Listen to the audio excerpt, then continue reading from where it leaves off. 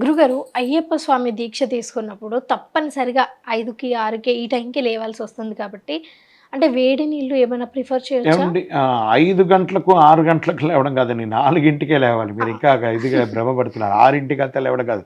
3 నుంచి బ్రాహ్మ్య ముహూర్తంలో లేవాలి. హ్మ్. బ్రాహ్మ్య ముహూర్తంలో లేవాలి. చన్నీటి స్నానం. ఎందుకు చన్నీటి స్నానం చేస్తామంటే శరీరం అంతా ఉష్ణంతో ఉంటుంది కాబట్టి, ఈ చన్నీటి స్నానం కార్తీక మాసంలో ఉన్నటువంటి చలికాలంలో చన్నీటి స్నానం చేయడం వల్ల శరీరంలో ఉన్నటువంటి ఉష్ణం తగ్గుతుంది కాబట్టి చన్నీటి స్నానం చేయాలి అని చెప్పారు. అలాగే అయ్యప్ప స్వామి యొక్క ఆలయం ఉంటుంది కదా! ఆ ఆలయం యొక్క విశిష్టత కూడా ఒకసారి అయ్యప్ప తెలియజేయండి. స్వామి వారి యొక్క ఆలయం విశిష్టత అంటే ఇది వచ్చి పరశురాముల వారు ప్రతిష్ఠించినటువంటి దేవాలయం. ఈయన పందల రాజా యొక్క పుత్రుడిగా పెంపుడు పుత్రుడిగా ఉన్నాడు ఆయన. ఈయన బ్రహ్మచారిగా ఉండాలనేది భూమిలో ఒక ఇది ఉంది, శాస్త్రం ఉంది. అప్పుడు ఆయన ఆ రాజుగారికి చెప్తారు, నేను ఒక బాణం వేస్తాను, అది ఎక్కడ పడుతుందో అక్కడంతా నాకు ఆలయం కట్టించానంటే ఆయన బాణం వేయగానే అది 5గా చీలుతుంది. అచ్చన్ కోవిల్, ఆర్యన్ కావు, కుళత్తుపుഴై, ఎరుమేలి, శబరిమల. ఈ 5 చోట బాణం పడితే ఈ పందల రాజా గారు ఈ యొక్క దేవాలయాలన్నింటినీ నిర్మించారు. పరశురాముల వారు ఆయన మహావిష్ణువు యొక్క స్వరూపం పరశురాముల వారు. ఆ యొక్క పరశురాముల వారు ప్రతిష్ఠించారు ఈ యొక్క దేవాలయాన్ని. అంటే అది అప్పటినుంచి ఉందా శబరిమల అనేది? పరశురాముల వారు ప్రతిష్ఠించినటువంటి దేవాలయం అప్పటి నుంచే ఇప్పటికీ ఉంది. 100% ఇదంతా శాస్త్ర ఎవిడెన్స్గా ఉంది. తర్వాత ఈ స్వామివారు అసలు ఎప్పుడు పుట్టారు, ఎప్పుడు వచ్చారని చెప్పడానికి వేదంలో కూడా చెప్పబడింది. ధాత విధాత పరమోద సందక్ ప్రజాపతి పరమేస్తే విరాజ స్తోమ చందాగుం సినిహిదోమాహురైతస్మై రాష్ట్రం అభిసన్నమామ అభ్యావర్ధత్వం వేద శాఖమయకం శాస్త్రాధిపతి వస్తుంది. యజుర్వేదంలో స్వామివారి గురించి చెప్పబడింది. కాబట్టి వేదోక్తంగా ఉన్నటువంటి స్వామివారు అనమాట ఈయన. ఇప్పుడు కలియుగంలో భీష్ముల వారు అంబుసైనం మీద ఉండగా విష్ణు సహస్రనామ పారాయణం చేశారు. అందులో 22వ శ్లోకంలో 2వ పంక్తిలో ఏం చెప్పారంటే అజో దుర్మర్శన శాస్త విశ్రుదాత్మ సూరారిహ అని చెప్పి వేద ప్రమాణంలో ఉంది. ఎప్పటి నుంచో ఈ యొక్క చెప్పబడింది. శాస్త అనేవారు, శాస్త అంటే శాసించేవారు. ఈ అయ్యప్ప అనేది నిక్ నేమ్. అయ్యకు అప్పకు పుట్టారు కాబట్టి ఈయన అయ్యప్ప అని నిక్ నేమ్గా పెట్టుకున్నాము. కానీ ఈయన పేరు శాస్త, ధర్మశాస్త్ర. ధర్మాన్ని శాసించేవారు. కలిలో ధర్మశాస్త్రగా ఉన్నారు.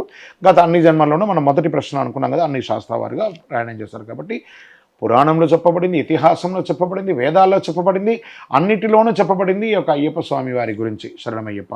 గురుగారు అయ్యప్ప స్వామి దీక్షలో ముఖ్యంగా కన్యాస్వామికి ఇతర స్వాములకు ఉన్న తేడాలేంటి?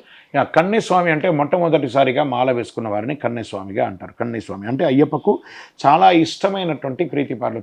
సాక్షాత్ అయ్యప్పే ఆయన ఎంచుకుంటారు. ఒక కన్యస్వామి మాల వేసుకోవడం అంత ఈజీ కాదండి. కొత్తగా మాల వేసుకునే వాళ్ళని కన్యస్వామి అంటారు. ఆ అయ్యప్ప స్వామి ఎంచుకుంటారట, వీడి చేత నేను కన్యస్వామిగా దీక్ష ఎంచుకోవాలని. మొట్టమొదటిసారి వేసుకున్న వాళ్ళకి చాలా ఇష్టం. మన ఇంట్లో ఒక చిన్న పాప పుట్టిందనుకోండి, ఆ పాప పుట్టగానే ఎంత ఆప్యాయతగా మనం తీసుకుంటాం. అలాగే స్వామివారు ఆ కన్యస్వామిని ఎంత ఆప్యాయతగా చూసుకుంటారు. ఇతర స్వామికి ఈయనకి వ్యత్యాసం లేదు. కన్యస్వామి ఏది చెప్తే అది ఫలిస్తుంది, ఏది అనుకుంటే అది జరుగుతుంది. ప్రయత్నం చేస్తుండే పుట్టినందుకు ఒకసారైనా శబరిమలకు వెళ్ళాలండి. కన్యస్వామికి ఆ దీక్ష తీసుకుంటే ఆ జన్మ ధన్యం అండి. శరణమయ్యప్ప. గురుగారు ఇంట్లో చాలామంది ఆడపిల్లలు ఉంటూ ఉంటారు. సో 2, 3 ఉన్న చోట ఎవరో ఒకరు రెగ్యులర్‌గా అవుతూనే ఉంటారు. బట్ వీళ్ళకి చాలా ఇష్టంగా ఉంటుంది దీక్ష తీసుకోవడం. సో అలాంటి సన్నివేశాలలో తీసుకోవచ్చు గురుగారు? ఎందుకంటే ఆడపిల్లలు మంచిగా ఉండొచ్చు, ఉండకపోవచ్చు. ఇది మంచి ప్రశ్న అండి. ఎందుకంటే స్త్రీలకు ఈ యొక్క అయ్యప్ప దీక్షలో స్త్రీల యొక్క ముఖ్య పాత్ర ఏంటి? ఇదే జనరల్గా వచ్చే ప్రశ్న. ప్రతి ఇంట్లోనూ తల్లులు ఉంటారు, అక్క చెల్లెలు ఉంటారు, భార్య పిల్లలు ఉంటారు. కాబట్టి ప్రతి ఒక్కరికి అదే. ఏమంటే మేము ఇల్లంతా వదిలేసి ఎక్కడో సన్నిధానం పెట్టుకొని ఎక్కడో ఉంటామండి అని చెప్పి కొంతమంది ఉంటారు. మా ఇంట్లో రూమ్ లేదండి, మా ఇంట్లో వసతి లేదండి. తప్పండి. మన ఇంట్లో వసతి ఉన్నా లేకపోయినా మన ఇంట్లోనే ఉండాలి. తెలుసు కదండి, మన ఇంట్లో ఆడవాళ్ళు ఉంటారు. ఋతుచక్రం అనేది భగవంతుడు ఇచ్చినటువంటి వరమే, కానీ అది తప్పు కాదు కదా. ఇప్పుడు నాకు ఒకళ్ళు గుజరాత్ నుంచి మాల వేసుకున్నారండి. ఒకళ్ళు ఆయన ఎంప్లాయీ, ఆయన వాళ్ళ భార్య తప్ప ఉన్నారు. ఆ ఊర్లో ఆయనకి ఎవ్వరూ తెలియదు. నా శిష్యుడు ఇప్పటికీ ఆయన 16 సంవత్సరాలుగా దీక్ష తీసుకుంటున్నారు. ఆయన గుజరాత్లో ఉంటారు. ఆయన వాళ్ళ భార్యనే ఉంటారు. ఆమె అక్కడ పోయినప్పుడు అటుపక్క వెళ్ళినప్పుడు అతను వంట చేసుకుని అతనే ఉంటాడు. అతనికి రూమ్ ఈరోజు ఎవరు సింగిల్ రూమ్లో ఎవరు లేరండి. అందరికీ ఆల్టర్నేటివ్ రూమ్ అనేది ఒకటి ఉంది. దేవుడి రూమ్ ఉంటుంది. ఆల్టర్నేటివ్ రూమ్లో వారు ఉంటారు. పూజలకు వెళ్తుంటారు, దీక్షలు వెళ్తుంటారు. బయట ఊర్లలో ఉన్నవాళ్ళే ఉంటున్నారు. మన ఊర్లలో ప్రతి దగ్గర భోజనం ఉంటుంది, ప్రతి దగ్గర అన్నదానం ఉంటుంది. అవకాశం ఉన్నప్పుడు అయ్యప్ప భక్తులు మాల వేసుకున్నారు, అక్కడ పోయి ఆహారం తినండి. ఆ 3 రోజులు ఆడవాళ్ళని డిస్టర్బ్ చేయకండి, మీరు మీ రూమ్లో ఉండండి. మీరు వస్తున్నారంటే వాళ్ళు పక్కకి వెళ్ళిపోతారు. కాబట్టి దానికి పెద్ద దోషం లేదండి. ఇంట్లోనే ఉండాలి. పీఠం కూడా ఇంట్లోనే పెట్టుకోవాలి, పీఠం ఇంట్లోనే ఉండాలి మనం. శరణమయ్యప్ప. గురుగారు, భార్య గర్భవతిగా ఉన్నప్పుడు భర్త అయ్యప్ప దీక్ష తీసుకోవచ్చా? ఇది మంచి ప్రశ్న అండి. భార్య గర్భవతిగా ఉన్నప్పుడు దీక్ష తీసుకోవాలంటే ఏమండి, గర్భధారణ కూడా ఒక దీక్ష అండి. ఆ తల్లికి తెలుసు ఆ నొప్పి, వాంతులు రావడం, అజీర్తి కలగడం, చాలా నొప్పి, పురుటు నొప్పి రావడం. ఆ సమయంలో భర్త దగ్గర ఉండాలి కదండి. నేను దీక్షలో ఉన్నాను, నేను ఎక్కడో బయట ఉంటానంటే కుదురుతుందా? ఆ భార్య భర్త దగ్గరే అన్నీ చెప్పించుకోవాలని ఉంటుంది, తన తోడు ఉండాలని కోరుకుంటుంది. కాబట్టి ఆవిడ దీక్ష, గర్భం అనే దీక్షలు ఉన్నారు, మీరు కూడా ఆవిడతో పాటు దీక్షలో ఉండాలి. గడ్డం కూడా తీయకూడదు, మీరు మాల వేసుకొని పూజలు చేయాల్సిన అవసరం లేదు. ఆవిడని చూసుకుంటే మీ ఆవిడ కడుపులో ఆ మణికంఠుడు, ఆ మాళిక్యపురము పెరుగుతున్నారండి. ఆ దేవుడికే కదా, దేవుడే కదా వస్తున్నాడు, కొత్త దేవుడు మీ ఇంటికి వస్తున్నాడండి. ఆ దైవ సేవనే కదా మీరు చేస్తున్నారు. ఆ దేవసేవ కాదని ఇంకో దేవసేవ చేస్తే ఆ మణికంఠుడు ఒప్పుకుంటాడా? నేనే మీ ఇంట్లో మణికంఠుడి రూపంలోనూ అమ్మవారి రూపంలోనూ రాబోతున్నాను, నన్ను చూడకుండా నువ్వు ఏదో నా పటానికి, నా విగ్రహానికి పూజ చేస్తున్నావు ఎంట్రా అంటాడు అనమాట. కాబట్టి దీక్ష తీసుకోకూడదు.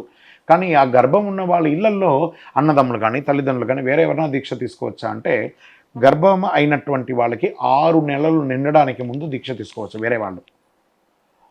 6 నెలలు దాటి 7వ నెల వచ్చిందంటే ఎప్పుడైనా డెలివరీ అయ్యే అవకాశాలు ఉన్నాయండి. చాలా కేసెస్ చూస్తున్నాం, ప్రీమెచ్యూర్ బేబీ అనో ఇంకొకటేనో 7వ నెల, 8వ నెల, 9వ నెల. కాబట్టి భర్త తీసుకోకూడదు, మిగతా వాళ్ళు ఎవరైనా దీక్ష తీసుకుంటే 6 నెలల లోపు ఉంటే దీక్ష తీసుకోవచ్చు. శరణమయ్యప్ప. గురుగారు, ఇప్పుడు ముఖ్యంగా చూసుకున్నట్టయితే మాల సమయంలో సడన్గా ఏమైనా అనుకోని విశేషాలు జరిగి మాల తీయాల్సిన పరిస్థితి వస్తే దాని నియమాలు ఎలా ఉంటాయి? ఇప్పుడు చాలామంది ఇళ్లల్లో మరణాలు సంభవిస్తాయండి. పుట్టుక మరణం ఎవరు దీన్ని ఆపలేరు. బాగా గుర్తుపెట్టుకోండి, రక్త సంబంధికులు అయితే ఖచ్చితంగా మాల ఇప్పేయాలండి. ఇప్పి వెళ్ళి ఆ యొక్క దీంట్లో పోయి పాల్గొనాలి. ఏమంటే ఆఖరికి ఒక మిత్రుడు చనిపోయినా కూడా పోవాలి అని అంటామండి. ఎందుకంటే ఇప్పుడు పోయి చూడకపోతే జీవితంలో చూడలేం. కానీ అయ్యప్ప స్వామిని ఇప్పుడు కాకపోతే ఇక జీవితకాలం చూస్తూ ఉండొచ్చు. చనిపోయిన వాళ్ళని ఇప్పుడు చూడకపోతే జీవితంలో చూడలేం. కాబట్టి ఆ సంబంధించిన కుటుంబీకులు చాలా దుఃఖంలో ఉంటారు. మీలాంటి వాళ్ళు పోయి పలకరిస్తే వాళ్ళకి ఒక మనోధైర్యాన్ని ఇస్తుంది, ఇంకా కొంచెం వాళ్ళకి కాన్ఫిడెన్స్ ఇస్తుంది. కాబట్టి ఒక తక్కెడలాగా పెట్టుకోండి. చనిపోయిన వాళ్ళు నాకు ముఖ్యమా, అయ్యప్ప ముఖ్యమా అంటే అయ్యప్ప కూడా ముఖ్యమే, కానీ చనిపోయిన వాళ్ళ జీవితకాలం ముఖ్యం, వాళ్ళ కుటుంబ సభ్యులు ముఖ్యం. కాబట్టి మీకు మీరే ప్రశ్న వేసుకోండి, నేను మాల ఇప్పాలా ఇప్పకూడదా అని.